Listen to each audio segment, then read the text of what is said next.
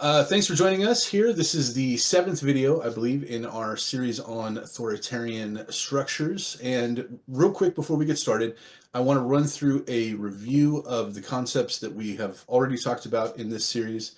The two guardrails that we got from the book How Democracies Die are mutual tolerance and institutional forbearance. Mutual tolerance being the idea that that the two parties that argue for power can stand the other party being in power.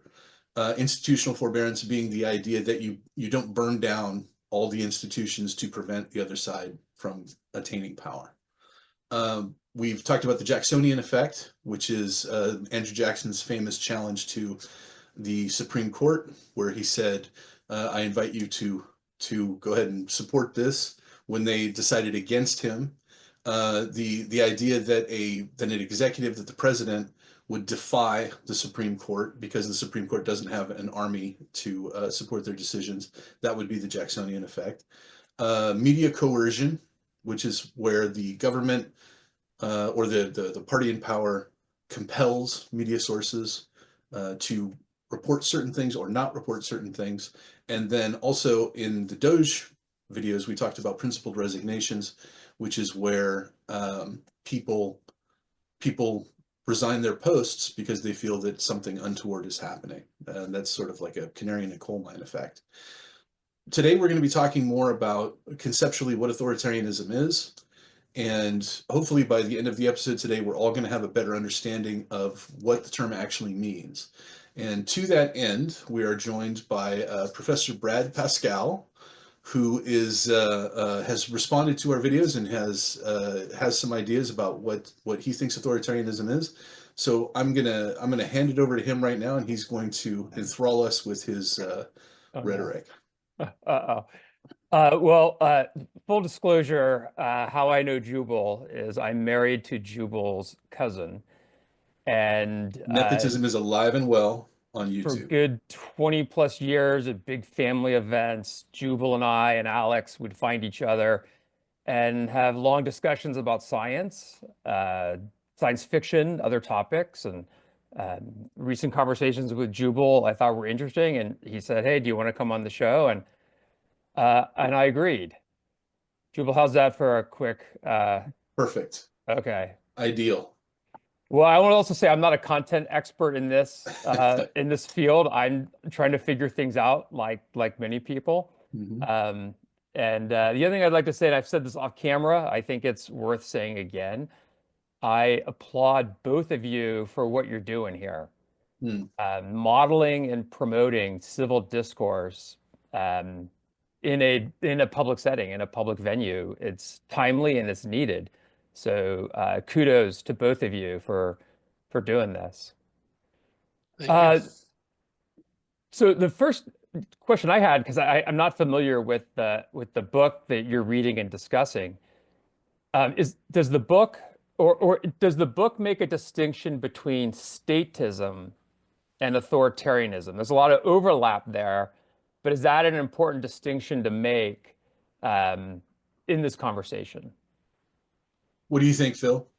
In the book, what they're really doing is so these are scholars who are specifically studying what we call in political science democratic backsliding. They're not talking about all regimes that become authoritarian, like some become authoritarian um, through military coups, things like that. So they're talking specifically about and examining specifically democracies that have eventually turned into authoritarian states. And so I don't recall them bringing up statism per se or defining that. What they were trying to do was identify patterns that were evident in all these transitions. And then at the time of the writing of the book in 2018, asking themselves whether or not that's what we were witnessing in the first Trump administration. Okay. So it's when I think of statism, I think of more centralized government, decisions made by a few with a very, sort of centralized with a centralized government. Where I think of authoritarianism is it could take many forms in numerous types of government, institutional or even just leadership style. Is that something worth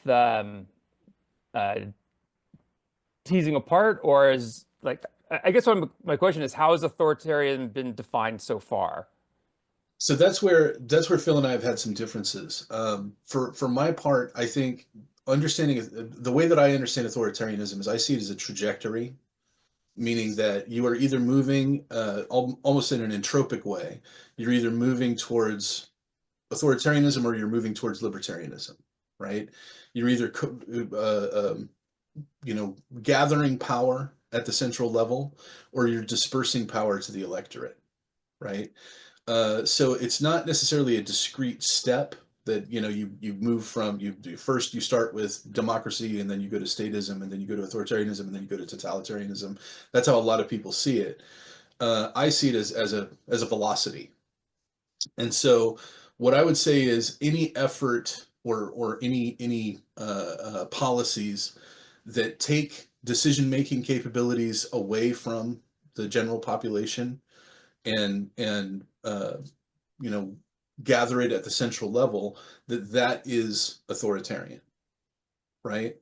And then conversely, any attempt that disperses the power that the central structures have and gives it back to the people or to the participants would be libertarian, right? Phil, you want to run through your idea real Yeah. quick? So and I think it, and I see it also as an incremental thing, but because we're having this discussion in the context of what's going on right now politically, I think pretty much everybody would agree that we have started off and we're a democracy, or when people debate democracy or republic.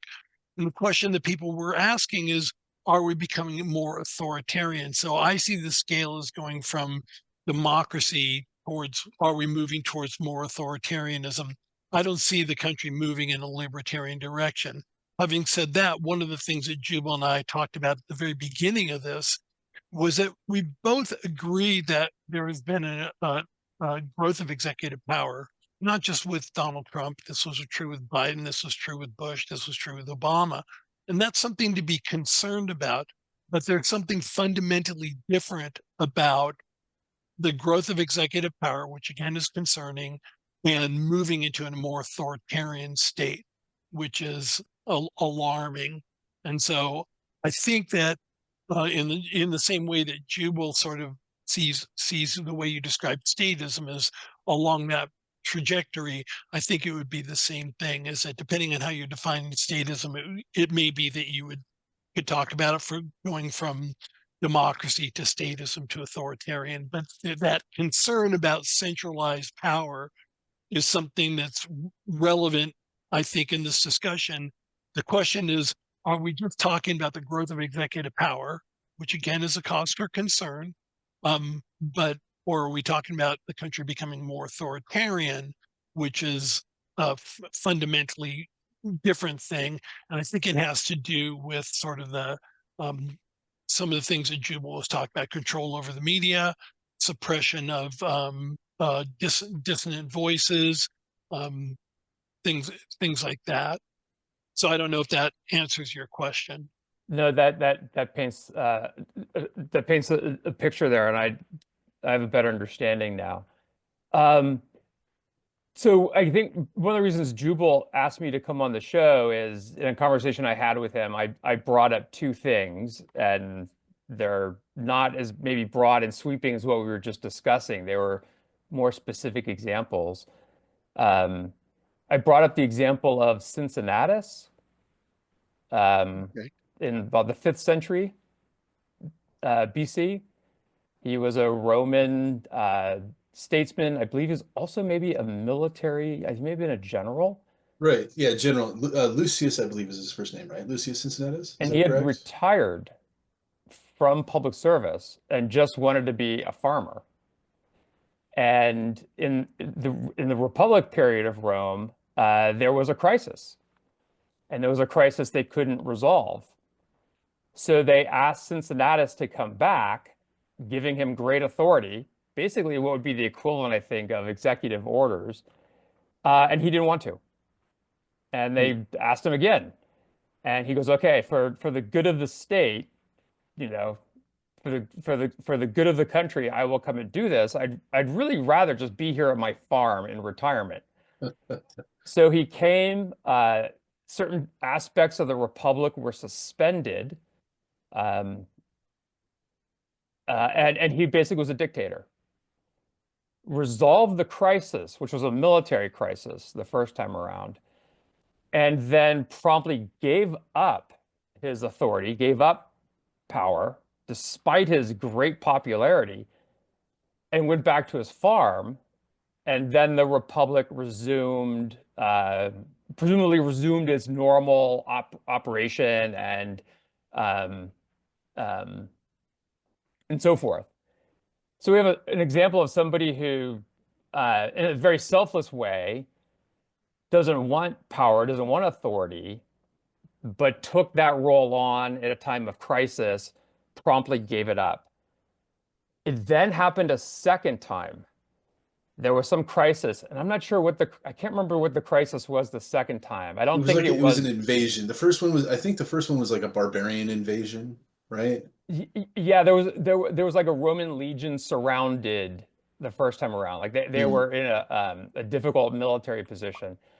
I'm not sure if it was a military problem the second time around, but nonetheless, they came to him and he said no. Second time. And they kept asking. And he goes, "Okay, well, for the good of the state, for the good of this country, I'll stop what I'm doing." I think that the legend is he like left the plow in the field and just walked off the field or something, and did the exact same thing. They suspended they suspended the plurality of the republic, from what I understand, gave him essentially dictator powers. He resolved the crisis and then went back home. Does that example give any insight, or does that example capture anything that helps this conversation along in some way? So I think that it does in this sense. We could call this the Cincinnatus effect, right? The Cincinnatus effect would be, and it's something that has an analog, I think, in recent political realities in this country, which is the use of emergency powers, right? That when emergency powers are invoked by those who are pulling the levers of government, that the Cincinnatus effect means once the crisis is averted or resolved, that those powers they return to a default state, right? So the special powers are redispensated. I don't know if that's a word. Back to the electorate, right? So the Cincinnatus effect, I think, would be an example of something that's dispositive of authoritarianism, right? If you see an executive who has assumed special powers and then gives those powers back, that would be evidence against an authoritarian, either an authoritarian intent or the growth of an authoritarian structure. Does that make sense? What do you think, Okay. Phil? Yeah, I mean, one is that I'm somewhat reluctant to want to make anything that could be considered to be like a pro-authoritarian argument, right? But I do think that there are analogs in American history. We can think about Abraham Lincoln suspending habeas corpus during the Civil War. We can think about some of the powers that Franklin Roosevelt took over during the World War II and the Great Depression. As again, that gets back to that distinction. Are we talking about the growth of executive power, or are we talking about moving in an authoritarian direction? One of the things that's interesting about emergency powers, like that presidents have been increasingly likely to declare, is those emergency powers are actually granted to them by Congress. Congress passes legislation that says, under these circumstances, presidents, you can use extraordinary power. And then presumably, if those powers are abused, then Congress has the authority to rescind that, to take that back. right? And it's the ability to respond to potential threats to the democracy that makes it, that would change the character of it. So, um, the other thing, and this is a more partisan thing, but I'll just say it. I think in the case of Lincoln, in the case of, I don't know anything about Cincinnatus, in the case of Lincoln, in the case of Franklin Roosevelt, you had people who assumed large amounts of power, but it didn't seem like they wanted to hang on to that. I know for me, I worry that that's not where Donald Trump is coming from. So on as a character issue, which is harder to discuss here, because it's, that's just a matter of personal opinion. I worry about it because I think that it is an extraordinary person who goes ahead and gives up power. People don't typically Right. do that, right? Lincoln didn't give up power. Lincoln was murdered, right? Franklin Roosevelt didn't give up power. He died, right? Mm. So there's always a danger. But I do think that it's important to keep in mind that the emergency powers the presidents exercise are often powers granted to them by Congress in legislation passed and signed either into law by a president or presumably, I guess in some cases passed over as veto, but I'm assuming most cases presidents are on board with that. So I'm So not. this puts me in mind of something that you had said. It may have been off camera in a conversation that we had. The very idea of a suspended power, right, or the suspension of habeas corpus, for example, is that it's temporary, right? Right. When you talk about suspending something, that means you are temporarily putting it on hold. And so the expectation is that that power will be reinstated once the crisis is averted.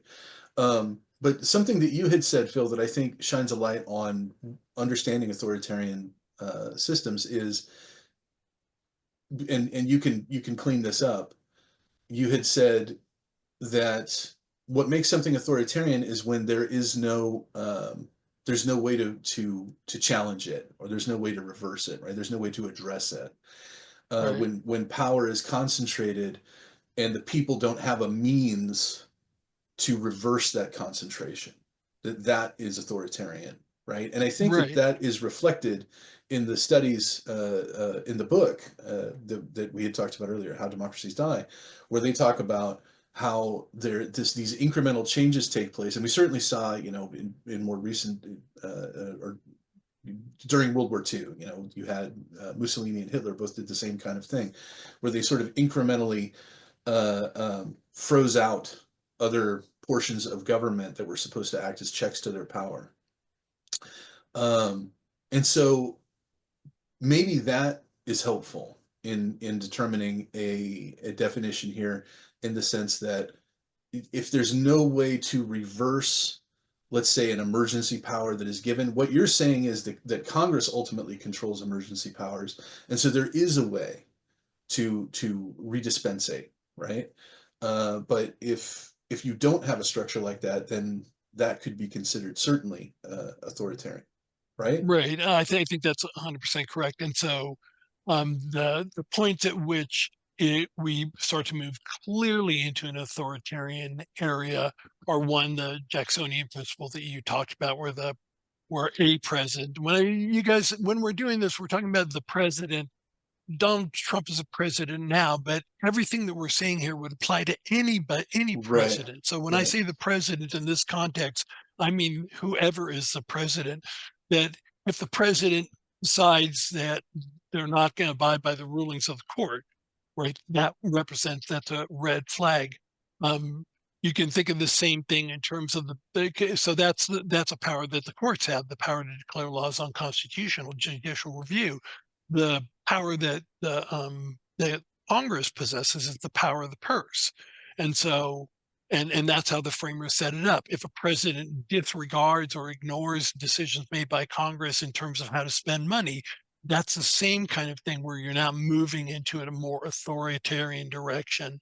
right. Where And what makes it authoritarian is that there's no way to address it. right, Right. right, If you have a president that just ignores the Supreme Court, like Jackson did, where he's like, I'm going to go ahead and do whatever the hell I want to do, regardless of what you guys say. Uh, what does the court do? It's not like they have an army they can send out, right? So Right. I And in think, fairness, it's important to point out that there is a way to respond. And Jubal and I talked about this previously. So feel free to jump in, Brad. But if a president does something that's out of bounds, right, and there is a method and to deal with that. Not that the people can do, the Congress do. They can impeach and remove the president. Mhm. But I think one of the challenges in our system is the parties have become so polarized that I'm not entirely sure what it would have taken for a Democratic House and Senate to impeach and remove Joe Biden, or Republican House and Senate to impeach and remove Donald Trump. And so when the branches of government aren't upholding their obligations, it becomes a little more complicated because is that authoritarian, or is that just like sort of if the legislative branch is on board with what's going on, if they have the capacity to respond but simply don't exercise it, is that authoritarian or is that something else? Right. And so it gets a little bit more complicated in that kind of situation. If Congress is objecting to it, saying you're overstepping your bounds but not removing, impeaching and removing a president, what's going on there? Are they being cowed for fear of being primaried? It just gets increasingly complicated, and that's why we're having this discussion, because a lot of people are like running around with their hair on fire, feeling like, oh look, we're already down that slippery slope. Sure. It's a complicated process, and it's not going to happen overnight. It's going to happen like we had said earlier, Jubal, it's going to be a million cuts. If that's Right. the direction we're moving in, it's not going to be like we're going to wake up one day and go, my God, we're authoritarian. It's going to happen little by little by little, incrementally. So I'm not sure how relevant the Cincinnatus example is here. Because it sounds to me, and again, I know nothing about this, you're talking about a person of unique character. Like Right. this isn't just about Donald Trump. Anybody, very Right. few people, I think, would go ahead and be able to wield that kind of power and not be corrupted by it, quite frankly. Sure. But I mean, farmers are a different breed, so Well, maybe and that's the solution. Farmers should be presidents. I think there's something to that. George Washington like deliberately modeled himself after Cincinnatus. Oh, there you go. After the end of his second term, he could have kept going. He was Oh, so yeah. popular. He wielded so much power. I think what 2 terms or thereabouts, and there were no term limits, right? Right. Back Right. then. But he explicitly modeled himself after Cincinnatus. And so again, there's somebody who could seized more power. Where I was Cicero, who said only a tyrant seizes power in a time of crisis, or something like that. And I agree, Phil. That's something else entirely. That's extraordinary situations where there's this moment of crisis, and you suspend the normal laws and plurality to resolve that crisis. Whereas what you and Jubal have been discussing in the book is this potential incremental slide to authoritarianism. And that makes me think of the frog in the boiling water analogy. Sure. Have you heard that? Oh, yeah. Yeah, but go ahead and elaborate, since not everybody has. No. So you put a frog in a pot of hot water or boiling water, it just jumps out immediately. But if you put a frog in a pot of room temperature water and slowly and incrementally heat it up to boiling, the frog, I don't say doesn't notice, but it doesn't respond or react. And I think that's what you're describing, that incrementalism there. Right. And then by the time the frog figures it out, the frog is dead. Right. It's ultimately the challenge. So while I don't know Brad's politics, right? Everybody who's watching this already knows Jubal's and my politics, and we're always trying to find areas of common agreement, like areas where we can agree. I'm pretty sure that we can agree that Donald Trump is no Cincinnatus or no George Washington. Is that safe, Jubal? I would agree with that, and just because you shared this, I've been registered as an independent the vast majority of my adult life. So I know Jubal in the early video, both of you shared your party affiliation. Just I am an independent, so I piss everybody off. There you go. Very good. I get to be Good the man. contrarian, but Good man. and so good distinction here, because we're not talking, the discussion you were having and the things you're trying to resolve is not authoritarianism in a time of crisis. It's the incremental slide into authoritarianism. And 100%. thank you for that, 100%. because I think, go ahead, Jubal. I do maintain that there's utility in understanding the Cincinnatus effect, in the sense that if you see a situation where power is aggregated temporarily and then released, that is dispositive of authoritarian either intent or realities. Is that Right. fair? Yeah. I mean, So, yeah, I mean, absolutely. because we're looking for metrics here, right? We're looking for ways to measure and understand. And I do feel like there's meaning to that. Right. I do think that's the case. So somebody who takes any president who takes action using emergency powers, and then at some point announces the emergency is over, and so I'm relinquishing these powers. I think if you look at the history of the growth of the executive branch, that doesn't happen very often. And Right. one of the reasons that we've seen the growth of executive power is that once presidents claim to possess certain power, the next president Right. claims that It's same just it's a power as well. constant. It becomes a And that's constant. something Right. everybody should be thinking about as well. And that is that if you're okay with Donald Trump exercising, or Joe Biden exercising extraordinary powers, like we've talked about this before, the student loan forgiveness, where essentially he's unilaterally changing policy. Barack Obama setting up the DACA program. You may completely agree with that. I think that's a good idea. But when you accept the executive going ahead and unilaterally making decisions, and that means that later on you're putting yourself in a position where there's going to be an executive who's going to exercise those same kind of powers doing things you don't agree with. Mm-hmm. And it can't be authoritarian when they're doing things you don't like, and just the democracy when they're doing things you like. Right. That's not an honest analysis. There's got to be Right. logical consistency. 100%. 100%. So do you think most people, I mean, I don't want to harp on this because other things to discuss, but do you think most people would agree that in times of crisis, that authoritarianism makes sense? I don't know. Personally, I don't know that people would be willing to go that far. I do think, though, that in times of crisis, we clearly turn to our president to deal with the crises. So after 9/11, right? Right. After 9/11, we turned to George Bush to go ahead and deal with this attack on the country. I think it's a natural thing to turn to your leader in cases like that. I always thought it was interesting that if you look at public opinion polls on 9/10, right, George Bush's approval ratings were in the low 50s. On 9/12, the day after the attack, it was up in the 80s, 85, 90%. We'd just been attacked. Presumably, you would go ahead and think, well, you didn't protect us. We're going to be angry. That's not how Americans react. When we're attacked, we rally around our president, generally speaking. Mm-hmm. But it was a far less partisan time. I wonder what would happen on 9/11 today. I don't know that you'd see the same rally effect.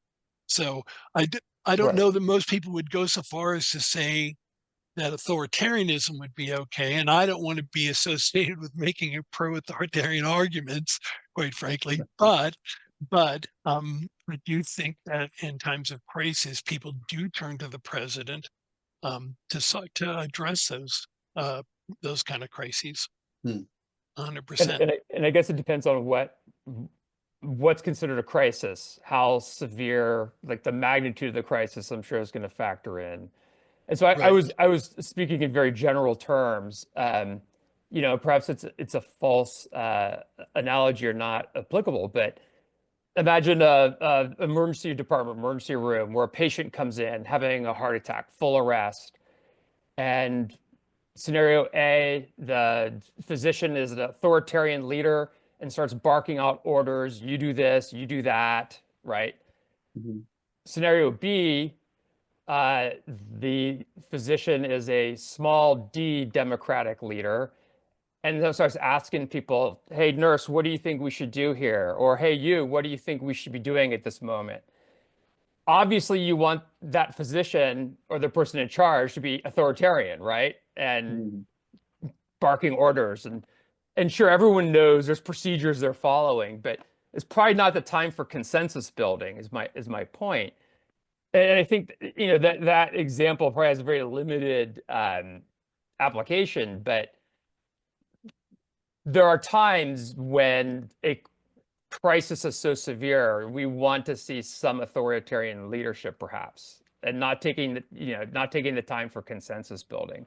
Sure, but there's a difference between exercising authority and being authoritarian, right? Yes. So Yes. that which leads to, I think, segues nicely into the question that you had asked me in our conversation. If you want to ask it now, please feel free.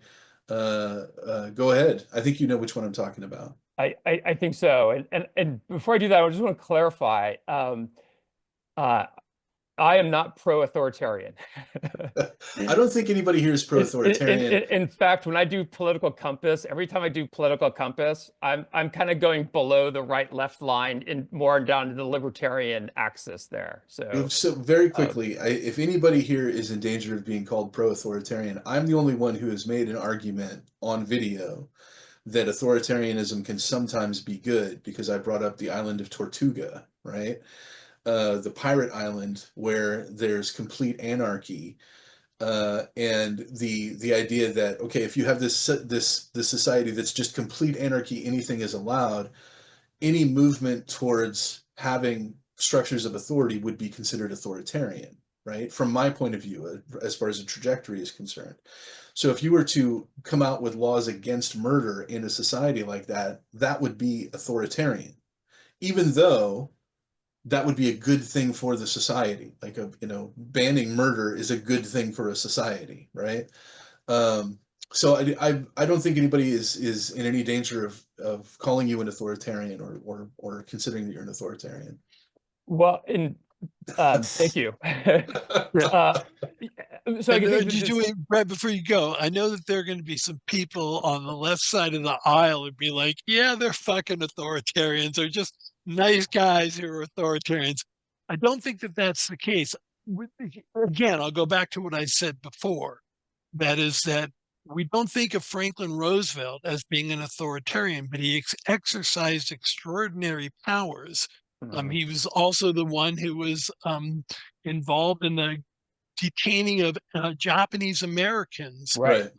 and depriving them of their liberty and their property. We don't think of him as authoritarian.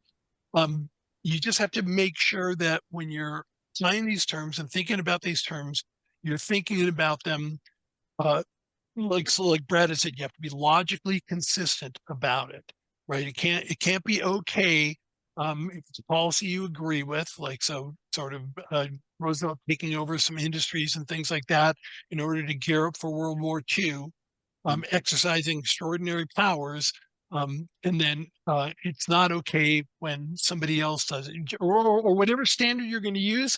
That's fine. Go ahead and apply it equally to all presidents, not just based on the policies that you agree with. Now, again, if you disagree with it, by all means, put it in the comments and we'll respond to it. But we're trying to have a difficult conversation about a complicated thing at a fraught time, and I hope you're on board. And with that, we'll get into what I think was a weirder conversation that I'm going to let Brad bring up. So, and I'll bring that up, but it sounds like we've distinguished an authoritarian leadership style, perhaps in any setting, from authoritarianism as an institutional policy or governance. Is that fair to say? Sure. Yeah, I think so. I think so. So the other, weird scenarios conversation with Jubal is I asked him, are stoplights at a four-way stop authoritarian? And So it's either profoundly trivial or it's profound. Here's So the thing. I'm not sure which one. Okay, here's the thing. I want to run with this for just a minute, because when you ask that, it's not a terribly difficult question to answer, right? But in answering it, it makes you think of things that I think are meaningful, right? Obviously, stoplights are not authoritarian to me. I would say that obviously they're not, because stoplights don't have an agenda, right? They're a mechanism. But what it does is it brings to mind what authority is and where it comes from. The thing about a stoplight is we've all experienced the tyranny of the stoplight, right? We've all been at a stoplight on a country road somewhere at night. There's nobody in any direction, and we're sitting there at a red light like a fool. We've all experienced that. We've also experienced where, it seems like the other side, their light stays green a lot longer than ours does, right? We're trying to creep up, and it's just, oh, they're green for 5 minutes and I get 20 seconds. It's not fair. So we've all experienced that. But the thing about stoplights is they are transparent in their functionality, right? We understand what a stoplight is and what it's for. The whole purpose of a stoplight is to prevent collisions, because we are imperfect in our ability to drive, and we recognize that we can make mistakes. And so we have invested authority into stoplights. We've all agreed that a stoplight is going to have the authority in this situation. And we all know why the stoplight has that authority, right? That's what makes it, to my mind, that's what makes a stoplight not authoritarian, is that it has the authority, but we understand why it has the authority. And we agree with the use of that authority in that way, right? This also ties into, Phil, what you had said about what makes something authoritarian is when you don't have any control over it, right? You Right. don't And have so any way to reverse it. So I would argue as well that stoplight is not authoritarian, although I'm glad now that I have an expression to describe that feeling when I'm sitting there going, there's no fucking cars. Why can't I Right. go? The tyranny of the stoplight. So like now I have a term that I can use when I find myself in that situation. The thing about the reason it's not authoritarian, and part of this is because I'm a political scientist, and in all the books that I've read, nobody's talked about, there's no chapter on stoplights, is that ultimately we decide where the stoplights go. That's not a decision that the stoplight made. Some city council or somebody decided to put it there. And if the people object to it, this is what Jubal is talking. If the people said, that stoplight is stupid, we need to get rid of it, there's a way to get rid of that stoplight.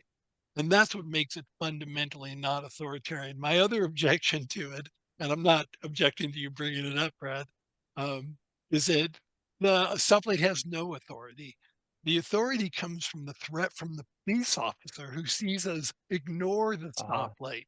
And so ultimately, if there's anything remotely authoritarian about it, and I would object to the use of that word, it's the cop who's the authority figure. He's the one who can actually punish us. If we run a stoplight and get in a collision, we punished ourselves and maybe hurt somebody else.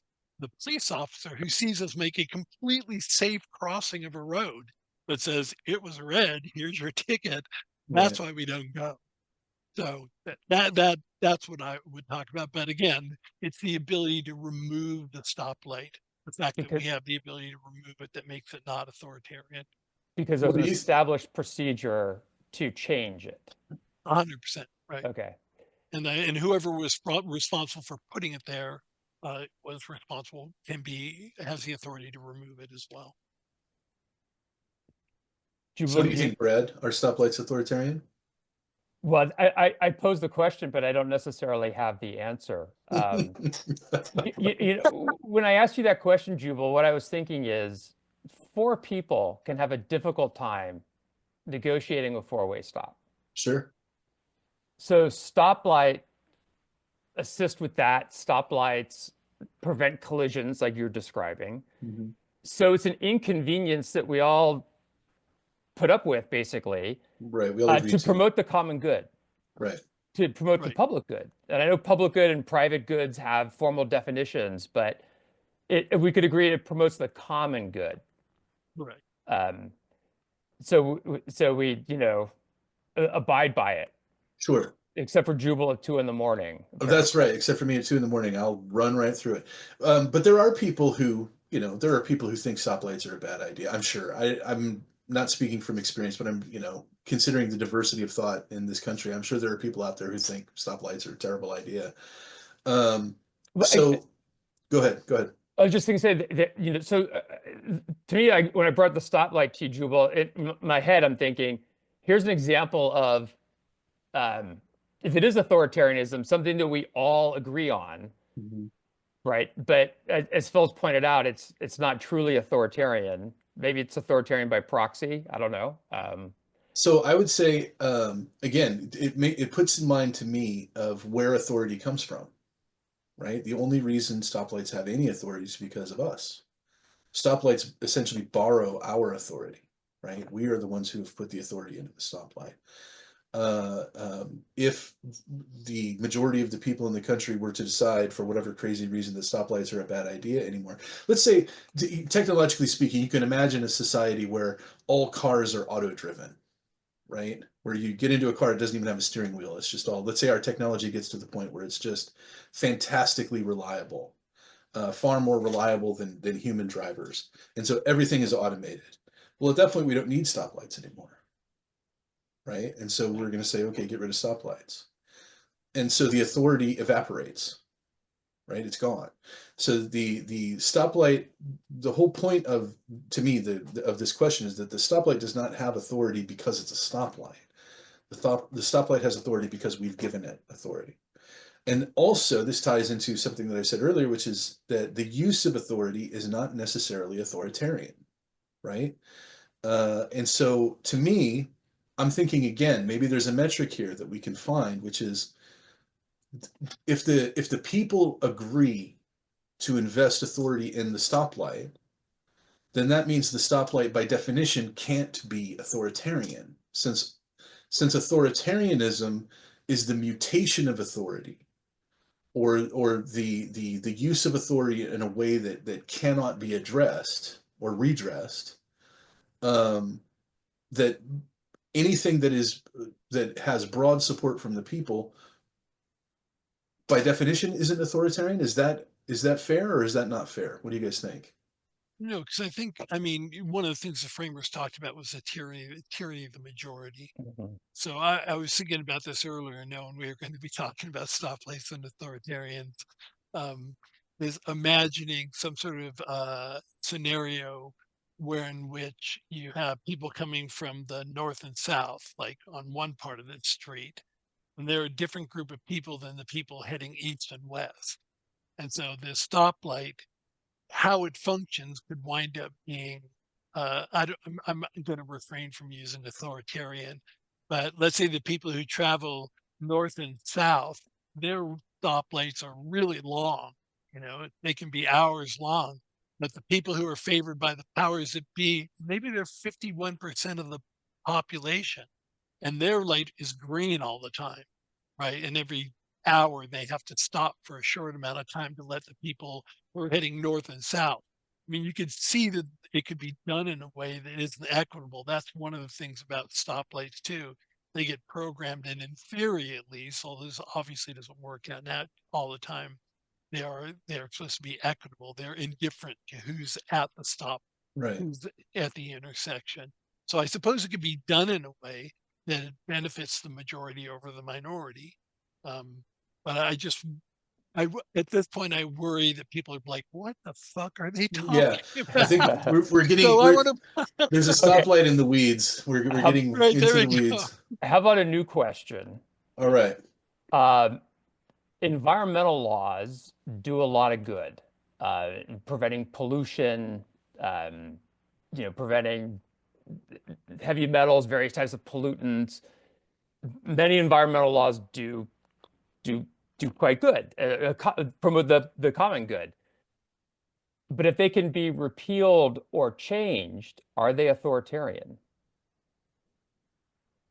Well, any law that can be repealed, then, if we're using Phil's dynamic, That's what I was dovetailing on is right, of since redressability. since we can repeal, or there's a process perhaps to have a stoplight removed.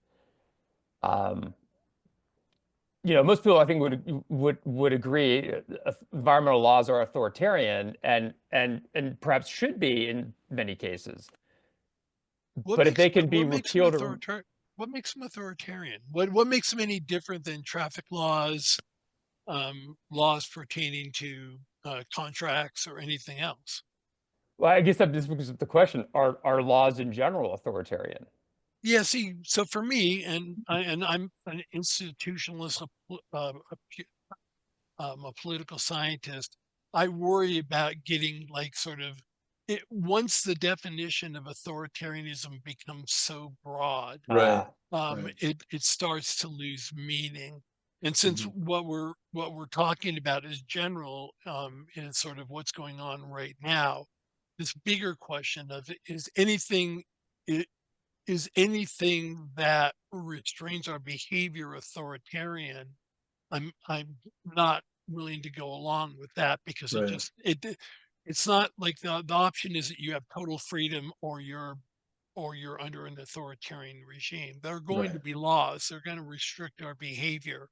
In the context of what's going on right now, it's a question of um, balance. How far has it Right. gone? And that's why I'm sort of reluctant to sort of start to explore this ever expanding definition.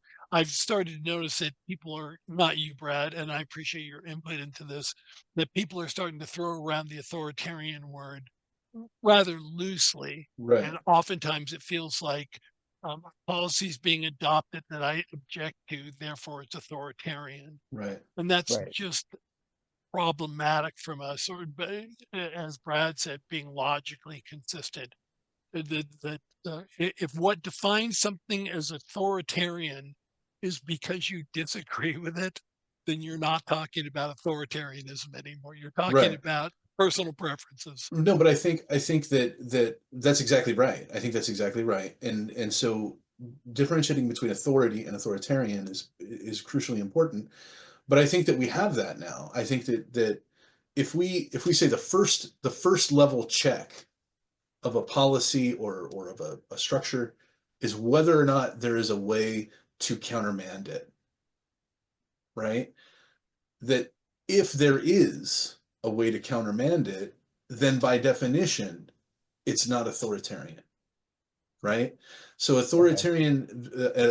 authoritarianism only manifests in ways that cannot be addressed, right?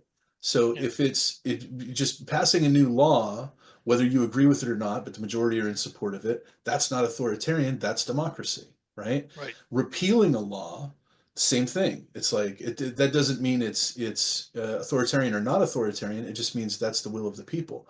But when something is passed or something is implemented or something is empowered, and there's no way for you to countermand it, that's what we need to keep our eye on. Is that fair?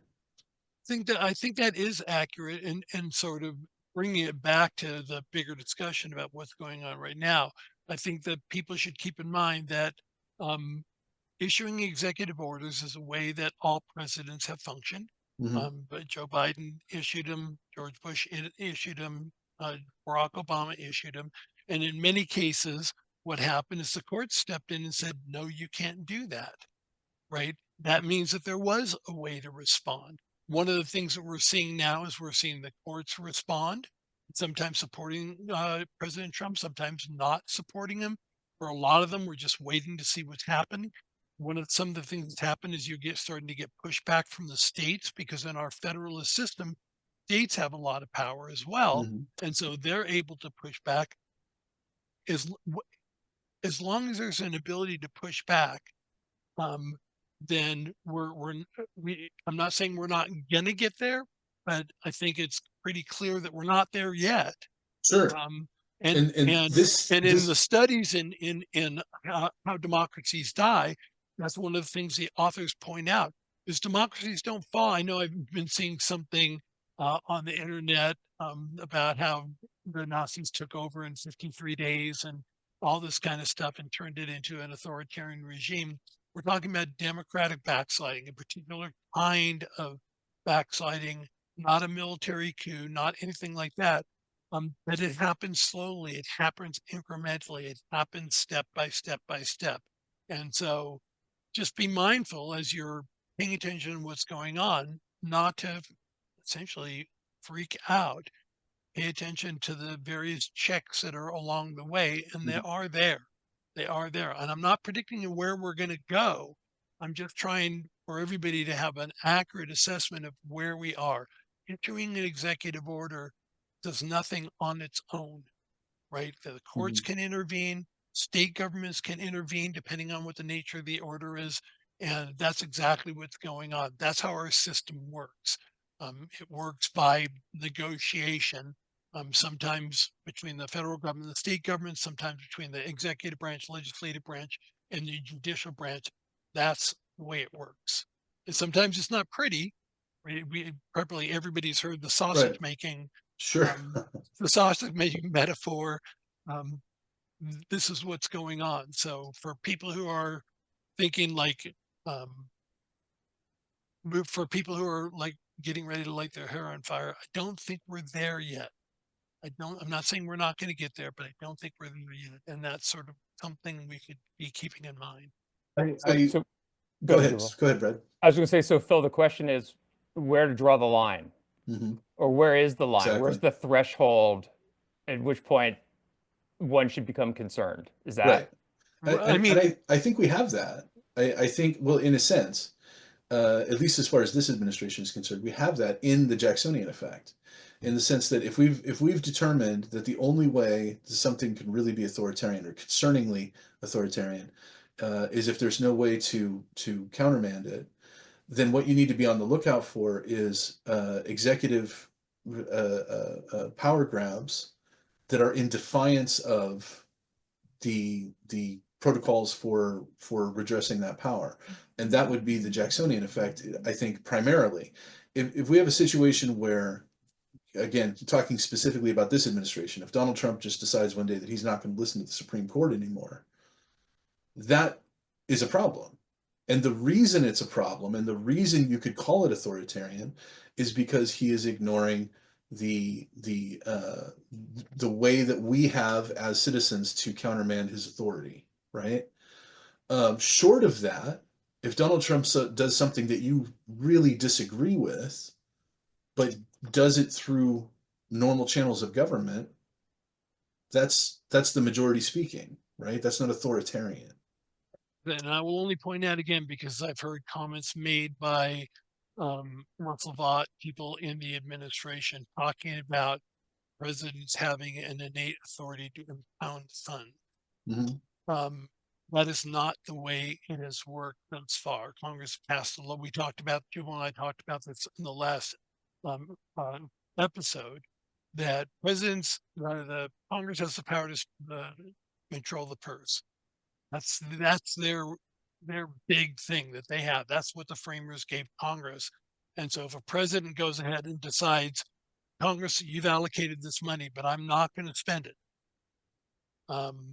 That also, I think, is a principle that, or a concern that should be concerned that we're moving in an authoritarian direction as well. So that, and I bring that up because President Trump didn't suspend, but paused money that had been allocated to go to Ukraine. If the Congress has already voted on it and it's been signed into law, the job of the president is to faithfully execute the laws. Now, we talked about this in the last episode. Presidents do have some authority given to them by Congress to pause payments, but they do not have the authority to disregard what Congress has done, even if it was done in a previous administration. It doesn't matter. The president's job is to faithfully execute the law. If that is going to be the position, I would think that that was just as problematic as sort of the Jacksonian principle. I mean, we could call this the Madisonian principle, right? But I think that's a really good point, and I think that also is another another metric that we could use. I think that deserves an episode, right? Okay. I think that we should talk about impounding funds in the next I'm episode. sure people would love to hear a whole episode on impounding funds. Impounding congressional There we go. funds. I know my students just light up when I say, let's talk impoundment.